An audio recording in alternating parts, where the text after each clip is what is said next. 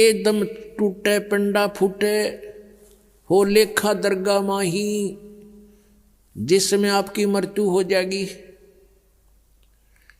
आपको पकड़कर यम के दूत जो भक्ति नहीं कर रहे हैं,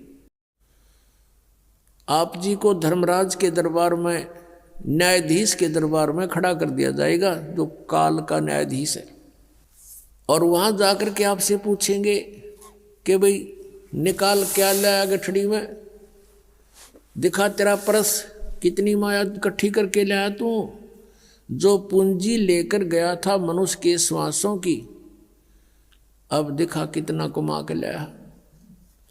फिर ये नीचे को मुंह कर लेगा ऐसे। पुण्यात्मा, ये जब मनुष्य शरीर छूट जाता है उस समय इस प्राणी के साथ ऐसे बीतती है जैसे सौपन में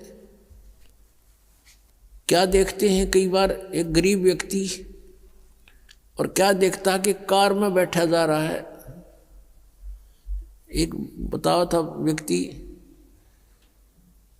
कहने लगा मैं आज सपने में ऐसा देखा कि जैसे कार में बैठा हूं और कार चला रहा हूं, और ब्रेक लगाया, आगे एकदम कोई ऐसी स्थिति थी, आगे ब्रेक लगाया, जोर से पैर मारा और रजाई फटी हुई थी उसकी, उस रजाई में का पैर आर पार हो गया।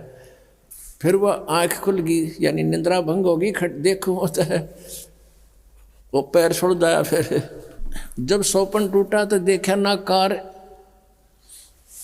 और कुछ भी नहीं, और वो सपने में देख रहा खूब जोर से, उसका पेटा है ना भर रहा। तो कहते हैं आज जो सुविधाएं आपके पास है, और जिस समय ये आपकी शरीर छूट जाएगा उस समय आपका सपना सा टूटेगा, और यम के दूत बाजू पकड़ रहे होंगे, वो पाँव जरा होगा टूटी हुई रजाई में, और कहेंगे चल बच्चा। अब उसका विश्वास सा नहीं बनता कि बेटा था, मेरी बेटी थी, कार थी, कोठी थी, कहाँ थी, चल अब बताएंगे तरीके थी। यहाँ बताते हैं कि ये सौपन जब टूट जाता है, जब इसका समझ में आ रहा कुछ भी ना था, मैं तो वैसे ही दुखी हो रहा था कार में, कदे ब्रेक लाऊं था, कदे गियर बदलूं था, और था कुछ भी को नहीं। तो ये जो आज आप देख रहे हो, जब सपना टूटेगा, आपका मृत्यु होगी, आपको ऐसा लगेगा अरे के था, कौन सा बेटा, कहाँ बेटी, कहाँ कोठी, कुछ भी नहीं था। अब समझ लेना सपने के बाद आपको क्या प्राप्त होता है, याद रह जाती है वो। तो धर्मराज के दरबार में जा करके इसको खड़ा कर दिया जाता है। फिर वो पूछता भाई निकाल, उसको तो मालूम तो होता है ये सारा। तो फिर वो क्या बहाना मिलाता है, क्योंकि उसको याद आ जाती है कि मैं वायदा करके गया था भगवान से, हे परमात्मा जब ईब के मनुष्य शरीर मुझे मिल जावे तो मैं सदा भगवान याद करूंगा, पेट के लिए थोड़ा बहुत कार्य भी करूंगा, लेकिन ज्यादा समय मालिक तेरी याद में बिताऊंगा। अब मुझे सब याद आ गया है।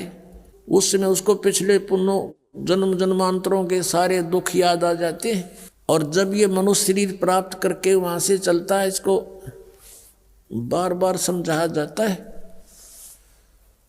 कि अब के गलती मत करना। तो ये कहता नहीं जी, पीछे गलती बनी सो बनी, आगे नहीं करूंगा। माँ के गर्भ में भी इसको याद रहता है। माँ के गर्भ से बाहर आते ही इसके ऊपर तीनों गुणों का ऐसा एकदम प्रभाव बन जाता है, ये सब भूल जाता है, अचेत हो जाती है आत्मा। इसको नए सिरे से पढ़ाई कराई जाती है, ये तेरा चाचा, ये तेरी चाची, ये माता, ये पिता, ये बुआ या माँ, ऐसे, और नए सिरे से इसको पढ़ाया जाता है। अब जब तक हम सत्संग में नहीं आते और सतगुरु नहीं मिलते, नकली संतों के सत्संग से भी लाभ नहीं, क्योंकि उनके पास ना नाम ना ज्ञान। उद्देश्य उनका अवश्य है कि हम सत्संग सुनावा, लेकिन सत्संग